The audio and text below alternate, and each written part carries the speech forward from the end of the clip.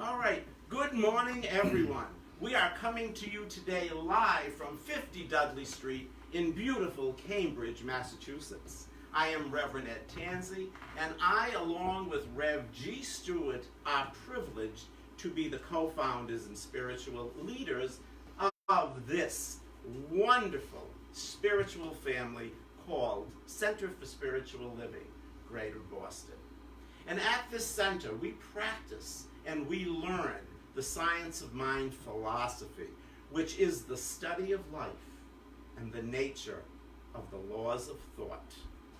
I invite you to go to our website, cslboston.org, to find out more about our spiritual family, this wonderful philosophy called the science of mind, and see how our community can support and serve you, and how you can support our community through your tax-deductible donations, which you can make right online by clicking that donate button.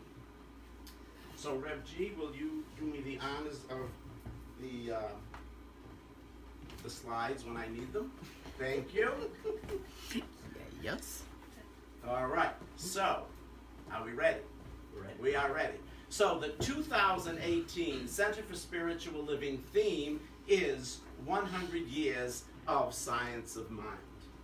And the theme for August is Spiritual Mind Treatment, the Form. And today's topic is acceptance. Simple acceptance, believe what you pray. So when I think about acceptance, there are three things that come to mind. There is simple acceptance, self-acceptance, and spiritual acceptance. So here's my take on all those three kinds of acceptance. So the first one, acceptance in human psychology is a person's assent to the reality of a situation, recognizing a process or condition without attempting to change it, protest, or exit.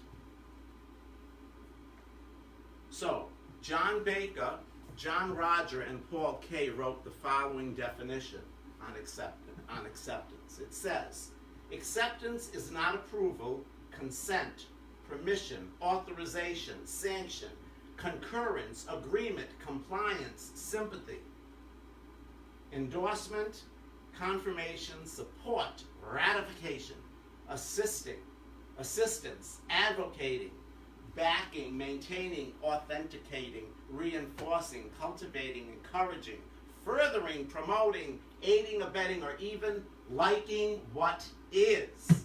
Acceptance is saying it is what it is, and what it is what it is. How do you like that? It is what it is. Okay, so you see, acceptance is really simply saying what is. Now, Byron Katie wrote, I love this one, when you agree with reality, you lose, but only 100% of the time. When you argue, what did I say? Oh, agree. Oh, when you argue, thank you. I can't read my own writing, my own typing. All right, thank you, Miss Nan. All right, so did you get that? I'm going to repeat it again. When you argue with reality, you lose, but only 100% of the time. How true that statement is, I feel. Would any of you agree on that? Through maybe past experiences? All right, so now we go to self-acceptance. So self-acceptance is really what it states, accepting thyself. Now the Wikipedia definition that I found about this states the following. Feelings of satisfaction. Well, a slide should be coming up. But anyway, here's what Wikipedia said. Feelings of satisfaction with oneself despite deficiencies and regardless of past behaviors and choices. There it is. Okay. So it's the awareness of one's strengths as well as areas that need to be strengthened. Now, Shepard stated that self-acceptance, it's an individual's satisfaction or happiness with oneself. Self-acceptance involves self-understanding, a realistic, albeit subjective, awareness of one's strengths and weaknesses. And it results in an individual's feelings about oneself, that they are of, here it is, unique worth. You are of unique worth, each and every one. Each and every one. So when one is self-accepting, what happens? They have a positive attitude. They acknowledge all the aspects of themselves, including what we would call the good and the bad when we label it. They are not self-critical. They're not confused about their identity, and they don't wish they were any different than who they already are. Would you agree that's a fairly decent explanation of self-acceptance? So then we have spiritual awareness, or spiritual acceptance. This is honoring, being aware and receiving and knowing that spirit is in our lives. Whatever you call that power that you believe in, I'm calling it spirit right here. And when we're able to understand that and then align ourselves with that and all that it means, this is when we experience the treasures. This is when we experience the magnificence and the magic of life.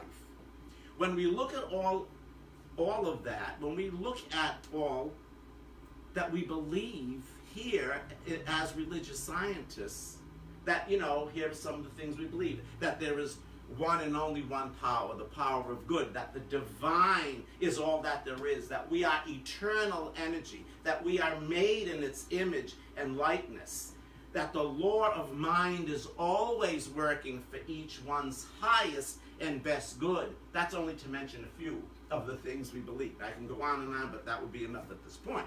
So when we are accepting of those truths, people, and embody those truths, and are in alignment with the truth, it's those laws of spirit that open a huge passageway to our freedom, Spiritual acceptance understands that everything is happening, here's a good one, according to divine timing.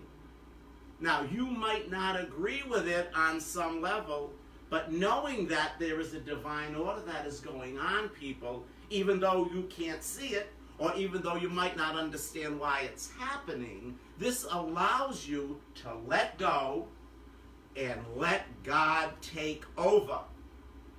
Let go. Release. So now, when we are not working in cooperation with these truths, this is when our consciousness operates in a reactive mode to all of the external conditions. And we can perceive ourselves as victims in this journey called life. Now, I know that's happened to no one here. That's never happened to me. Not at all. So, this isn't really being in a state of power or a state of freedom. Would you agree on that? Okay. So real acceptance of all that I've just talked about, any one of these three things, any one of these kinds of acceptances, are really not for wimps. Acceptance is not like a wishy-washy kind of passive way of making do of what is present in our lives. It's not even like a whatever attitude of resignation. What acceptance is a very conscious choice to drop all forms of resistance to whatever had become present in the moment and making the most of it. Making the most of it. And this is so important to remember, people. This is really, really important to remember. So to me, acceptance is like going with the flow. And when you go with the flow, there is an absence of againstness. And this absence really strengthens and empowers one. It's changing the things that we have power to change which are really my own thoughts or our own thoughts and our own beliefs, and knowing better what we cannot change, and let it alone. Let it alone. It's a waste of energy. Put your energy onto all the things that you do have the power to change, etc., or to be part of. So when I also think of spiritual acceptance, the word really, this word comes to my mind so strongly. Namaste, right? Namaste. My soul honors your soul. I honor the place in you where the entire universe resides. I honor the love, the light, the truth, the beauty, and the peace within you because it is also within me. That's all of the meanings of Namaste. And in sharing this consciousness with anyone you come in contact with, it unites us. We are all the same, but we are so uniquely individualized. We are all one. But by being all one, it doesn't mean we all show up the same way. We show up so beautifully unique and individualized. It makes life so beautiful. It would be so boring if we were all like cookie cutters and did the same thing. You know, what excitement is there in that?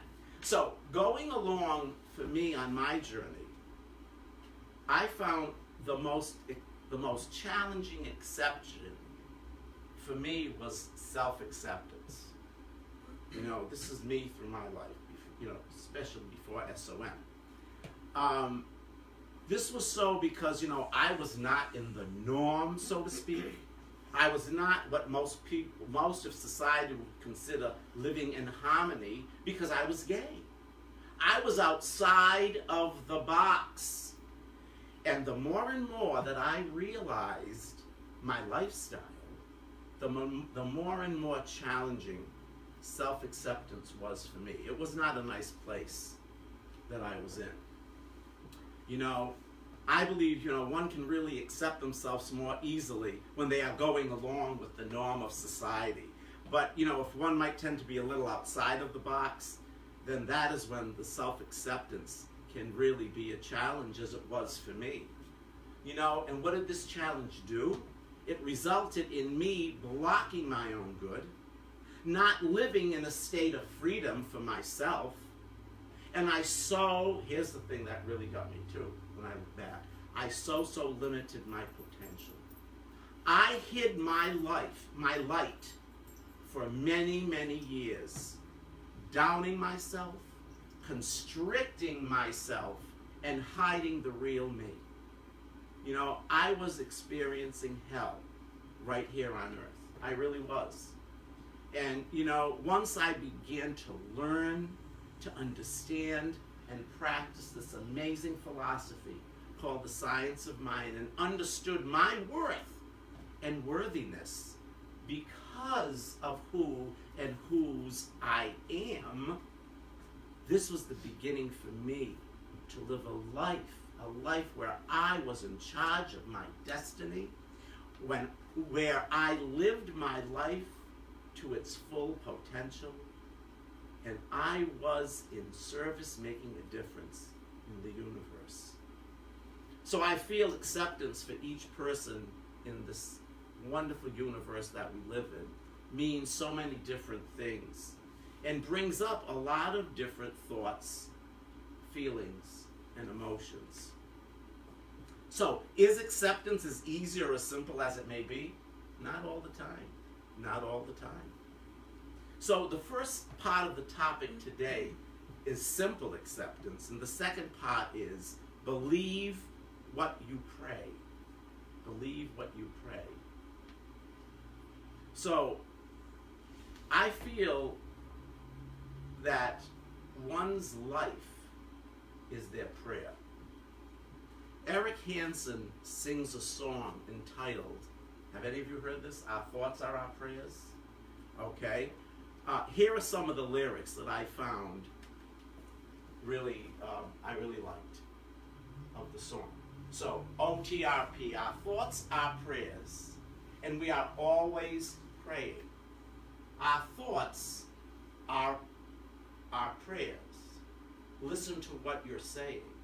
Seek a higher consciousness, a state of peacefulness, and know that God is always there, and every thought becomes a prayer.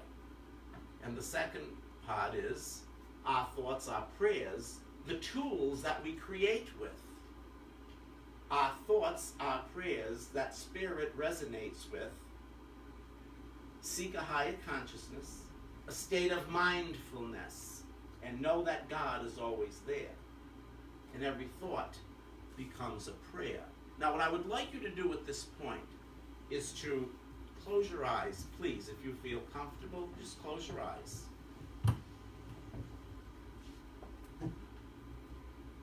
Our thoughts are prayers, and we are always praying. Our thoughts are prayers. Listen to what you're saying. Seek a higher consciousness, a state of peacefulness, and know that God is always there.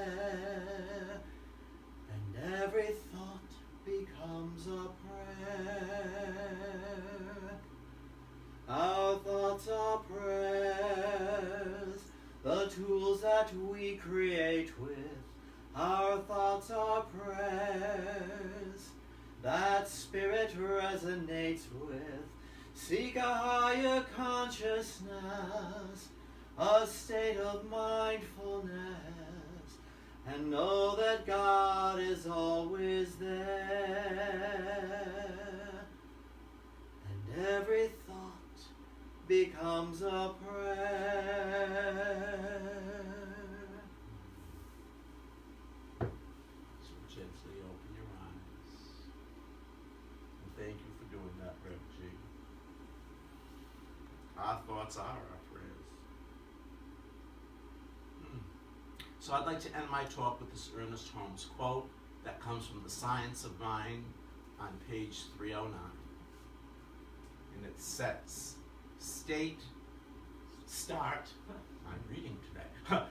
Start with this simple proposition. The nature of God, of man, and of being is perfect, harmonious, and whole. Perfect God, perfect man, perfect being. And in the treatment, conform your thoughts to this idea. Then let the treatment be a moving thing, a series of thoughts or statements followed by the realization. And in that quote, people, treatment is referring to our form of prayer, which is the 5-step spiritual mind treatment. Namaste.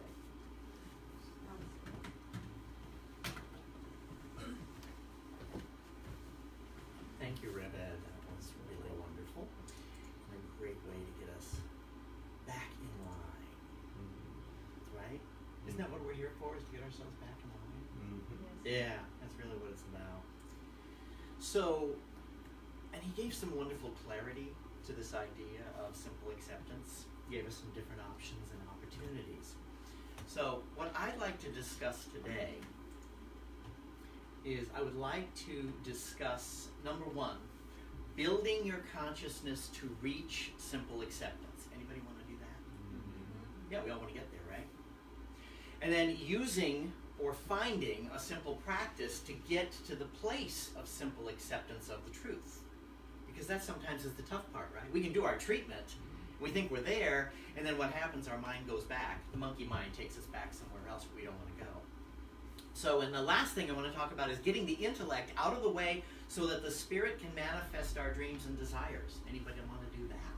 Yes. We've done it, right? But we want to make it more regular, don't we? We want to keep it as a continuous process in our lives. So let's start with building our consciousness to reach simple acceptance. Okay? Now, Ernest Holmes tells us in this slide, if the slides are going to work for me. Yay! Okay. It is the nature of the creative mind to respond to us, to give us what we ask, when we ask it, and in the way in which we ask it. That's pretty powerful. So it's saying that everything that we want to experience through the divine nature is ours to experience. But what happens is we get to that place of negating it, right? So he's not saying that the nature of the creative mind is to say, well, maybe it'll give you what you ask, right? Although it feels that way sometimes, right? When we're not in alignment with what we want and what we desire, when we find ourselves doing the treatment and it sounds so great and you're all empowered and you're ready to go, and then what do? We naysay for the rest of the day, right? Oh, this sucks. Life sucks. Life sucks and then you die, right? Anybody ever done that, right? I used to do that. And I wondered why my life sucked. You know? It's like, oh, okay. He also reminds us that we're not coercing the law, are we? We're not coercing the nature of the divine to give us what we want. We are simply getting ourselves into alignment with that. So that's the important thing. He simply states that it's the nature is to respond affirmatively. So the law is automatic and it works for us. So this is the part of the divine nature that we call the law or the creative medium. It is that automatic energy that is working off of our thoughts to create our reality. That place where everything that we see, feel, and touch and experience comes from. It all comes from that one place. It all comes from that divine creative energy, whatever we want to call it. The quantum possibility field, all of these different things, because we know it's a scientific truth, that the science of it really works. So, and this law is automatic and has no discernment. So the law doesn't say, well, you know, that might not be so good for you, what you're thinking right now. It just responds because it doesn't discern anything. It gives freely. It is the divine nature to be giving and give us everything that we desire.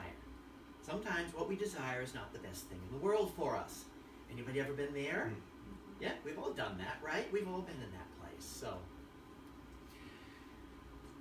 So it's simply creating based on the energy, faith, and belief that is being impressed into it. And that's important to realize. So it's the energy, the faith, and the belief that is being impressed into the law that's coming into our reality, that's coming into our experience, and we can change it at any time. There's also one more thing that Dr. Holmes reminds us to remember, and this is powerful, and this is something that's been in my life for a lot of times, and I've always been amazed when it shows up, because it does. Until a person has demonstrated the truth so completely that they can never again be shaken in their conviction about it, they should not talk to others about their beliefs. Say, what you talking about? What do you mean I can't tell all my friends about this great idea I have and all of that? Right? My friends, my family. Well, he goes on to explain what he means by this, and I think this is important to realize, is that he goes on to explain that for the conscious and subjective reactions of their doubt might confuse us unless our own mind is already so firmly planted in understanding and faith that it remains calm and in the midst of confusion and doubt. So what he's reminding us here of is he's reminding us that sometimes until we are ready to be in that place of trusting and knowing that what we want is clear in our minds, that spreading it around to others may not be the best thing to do. Because what's going to happen is their doubt and their confusion may draw us into that doubt and confusion, and then what happens is we manifest some really ugly stuff in our lives, right? Because we bought into something that's not the truth. And it's not that they intend to hurt us. No one intends to hurt us. But it's because they're coming from a different place. You know, I have so often done this. You know, it's really about not allowing others to dislodge what I desire to experience in my life. So it's really about being in a place of grounding and affirming and knowing that this is what I want. So now I'm not saying that we can't share with our spiritual family, because would you not agree that most of our spiritual family is going to be on the same level as we are? And they know that we can manifest anything that we want, right? And so I want to turn to them because they are the ones who will hold me in consciousness and love and light and all of those things. What I don't want to do is go to those people who are not on a spiritual path, because they're the ones who are buying human reality. And the human reality is always limited because it's based upon limited ideas and limited beliefs. Because there's a collective consciousness of fear, separation, and all of those things going on in the world. Would you not agree? Mm-hmm. And we experience it daily. So that's why I turn to my spiritual family. I can give you an excellent example of this for myself, and that's that when I first began in New Thought, I began in Unity Church. And at that time, I had a calling, or I thought I had a calling to be a minister. That was years ago. And I had just begun. And when I got the information that in order to be a minister in Unity, you had to go to Lee's Summit, Missouri, and do their entire program to be a minister. And at that time in my life, I was like, I could not visualize, I was not strong enough in consciousness to know that there were possibilities beyond what I was accepting at that time. I was believing that I had to keep the job I had because I had a house and all of these things had to remain the same. And I couldn't go anywhere else, right? So my consciousness at the time was not grounded in truth. But it's because of where I was. I hadn't grown enough in consciousness to know that I could create anything and that there were infinite possibilities and that I could move beyond the limited ideas. And so here today, I stand before you as an ordained minister because I believed in something back then, but I grounded it in truth. I grounded it in simple acceptance, and it naturally unfolded in an organic way. Does that make sense to everyone? Yes. Has anyone ever gone through that in their lives? Yes. Yeah, we've gone through like this place where sometime years ago you go, oh my gosh, I really believed this was going to happen, and it's happening now. So sometimes it's divine order. It's when the divine decides when we're supposed to be doing things. So it's trusting the right people when we do choose to share, and not the naysayers. Because the naysayers are always going to say, you crazy, you can't do that. Well, somebody told me I couldn't be a minister. And I said, what a bet. And I did it. So it can happen. It can happen to anyone. So, second thing I want to talk about is using or finding a simple practice that will help us to get to that place of simple acceptance of the truth in our lives. So, we have a lot of spiritual practices that we do here. There's a lot of different things that we use, right? So, we can begin with, we've done our spiritual mind treatment, right? Because we know our prayer, we do our prayer, we know our spiritual mind treatment, which is our affirmative prayer, and now we keep our mind in a simple place of acceptance. Because I think I said it before, that if we do the spiritual mind treatment, and this is exactly what I want, and I'm in really good shape, and then what happens is I get out into the world and I start saying, well, I don't have enough money, or I don't have enough time, or I'm too old for that, or all the things that we tend to do that negates everything that we just did. So what we want to do is we want to find things that will empower us. So how do you do this? How do you do this? After you've done your spiritual mind treatment, how do you stay in alignment? Anybody have any ideas? Spiritual practices. Affirmations, right? Yeah, affirmations. Stick them everywhere in your house so that you're constantly saying what it is you want. And when you find yourself falling into the old habits, where's my affirmation? Keep it with you in your pocket. Keep it in your purse. Whatever it is that to have it, so that you use that as many times as you need in the day to shift your consciousness to the truth, to what you want to experience. How about visualization? Pictures of the things I want to experience, right? That's what I like. I love that. Looking at pictures of what it is that I want to experience. How about creating a vision board? Right? A vision board. I can go back to old vision boards and I still go, wow, I can't believe, that I actually created that. that consciousness took place and evolved into the place that I wanted it to be. So I can even use, how's this, spiritual mind treatment for me to mentally accept my desire. Because Ernest Holmes said you could do spiritual mind treatment for things as you go along. So I do the treatment for what I want. How about I do the treatment for the simple acceptance of what I want? So it becomes, you see how it works. It just keeps working that way. You know, Ernest Holmes was always, you know, well, it says in the Bible, you know, pray without ceasing, which seems overwhelming. You know, you think of someone sitting there in prayer. You're actually praying all the time. Like we just, like that song just said, your thoughts are prayers. It's what you're creating with. So what are you thinking? And that's the important thing. So these are the steps that will help you to do that.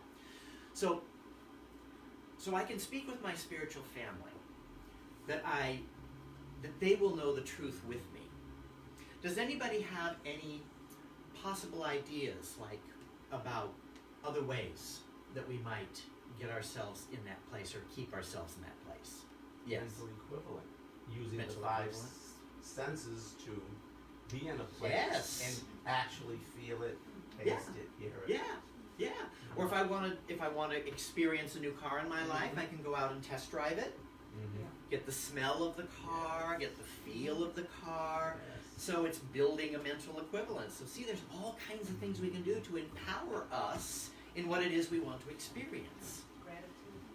Gratitude. Gratitude is huge, yeah. So you see, there's all kinds of great tools that we can use to keep ourselves in alignment with what it is we want, what it is we want to experience. So that's the important thing. The last thing I want to talk about is getting the intellect out of the way so that the spirit can manifest our dreams and desires. Anybody want to do that? Anybody ever find your intellect is a real pain in the butt? Yes. Because it's like going, yeah, sure. Right? It's that little naysay, it's that little, you know, I call it the inner critic saying, are you kidding? You can't do that. Then I have to say, no, I love you, and I release you. But I can. So when we're talking about this, you know, getting our intellect out of the way, our intellect can sometimes, like I said before, be our worst enemy when we are trying to demonstrate or manifest a dream or a desire in our lives. Would you agree with that? Yes. Absolutely. Absolutely. It gets in the way. This is why we often talk about getting from our head into our heart. You hear us say that here a lot, right? We get from our intellect into the heart space. You know? And that's important. So I'm not saying that the intellect is bad. It just needs to be balanced with our heart mind. As we know from heart math, the heart communicates more with the brain than the brain with the heart. Did you know that? It's powerful to realize that. So where is the true energy of creation? I think it's taking place in the heart. So if I can get the intellect into the heart, then I'm sending it out in a loving manner, right? I'm creating something that I want in my life. So it's really important to realize that. So I like to imagine for myself that the divine energy is in my heart space or my heart chakra. I don't know if anybody else likes to do that, but I like to do that. Because for me, it's like that is where the divine resides within me. You know, for a visual in my own mind, it helps me to really center in that. So I can imagine my brain moving into my heart. And you know, Ernest Holmes reminds us that when we can be in that place of love, we're doing the right thing. He always said that love is the way, and law makes the way possible. So if my desire is empowering not only to me, but to those around me, if it's bringing abundance not only to me, but to all those around me, then I am in the right place. And that's what I want to plant in the law. And that's what I want to get to. So I want to get to that place. Because the law is automatic. But I need to be the love. You hear me say that a lot around here. I need to be the love, and the law will be automatic. So if I can see myself thinking more through my heart space and less in my head, I am on the right path. Would you agree? Absolutely. So for me, the spirit dwells in my heart space and my heart chakra. And I think most of us tend to feel that way. Would you say you do? All right, so Ernest Holmes sums it up, all that I'm saying, really nicely in the following.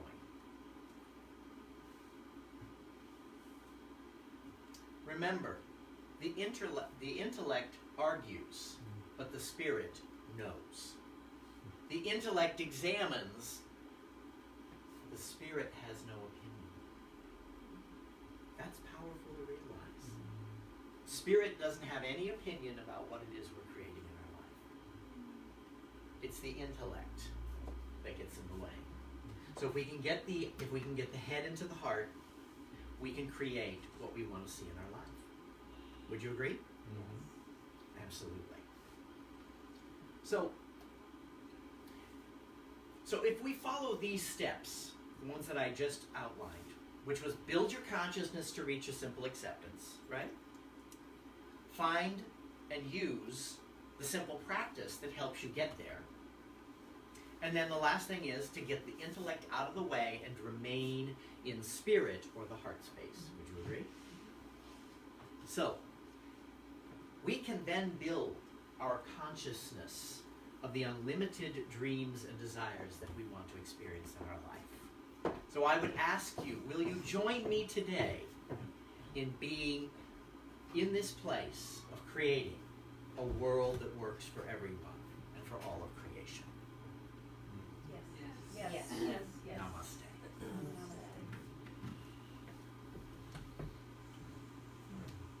Thank you, Rev G. It's now time for our spiritual mind treatment. So if you feel comfortable, I ask you to sit back and just close your eyes.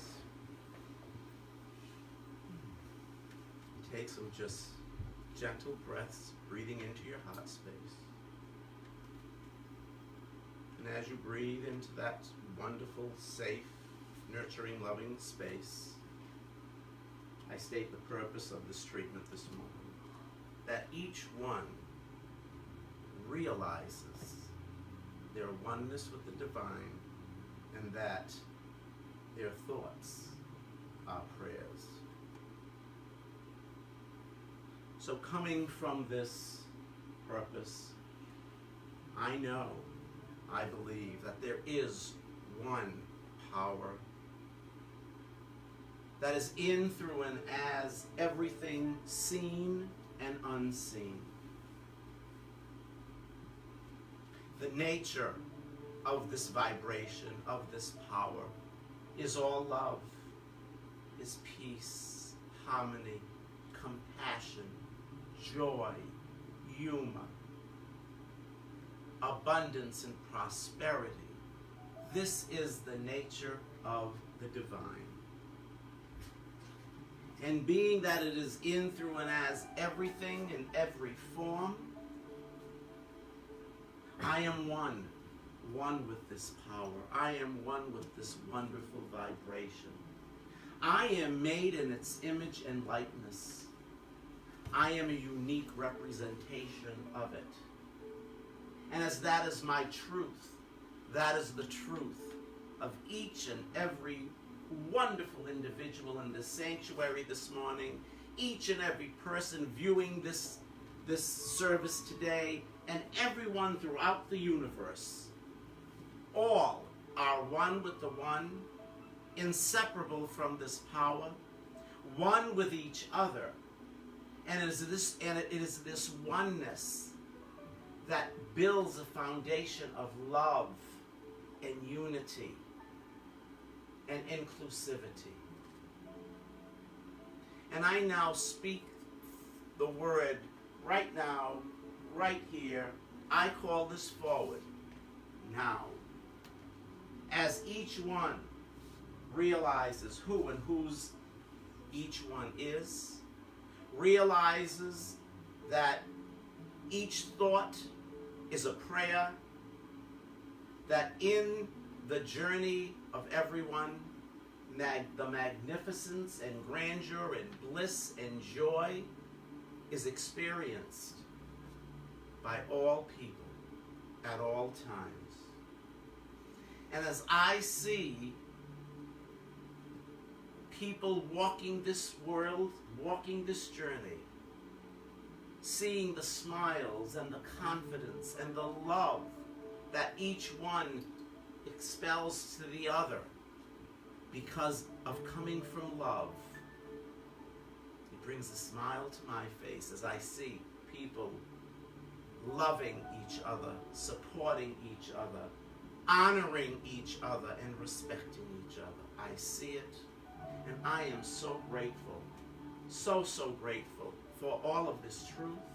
I am grateful for all that I see. I am grateful as each one experiences the bliss of life that is theirs because of who and whose each one is. I walk in gratitude because of that. And I release these words into the law, fully knowing, fully realizing that once the words are spoken, in the mind of God it is done to its perfect completion. In the mind of each one, it is done to its perfect completion, as perfect, as whole, as complete as each individual in this vibration called life. Please join me by saying, Amen. Amen. Amen. Amen. Hallelujah. Hallelujah. And so it is. And so it is.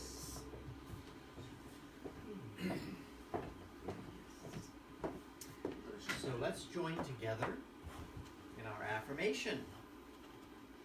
We always skip this over sometimes. Here's our affirmation. Let's read it together. My faith in the presence and power of the all-good nurtures and supports me in ways I could not even imagine.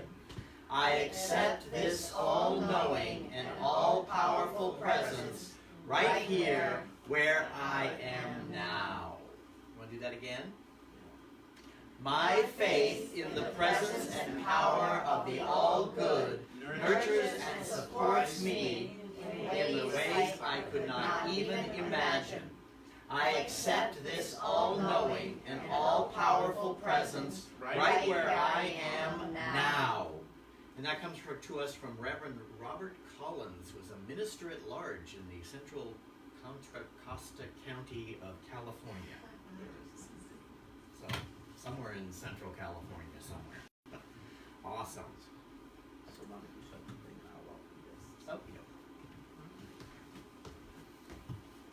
So now it's time to welcome anyone who might be new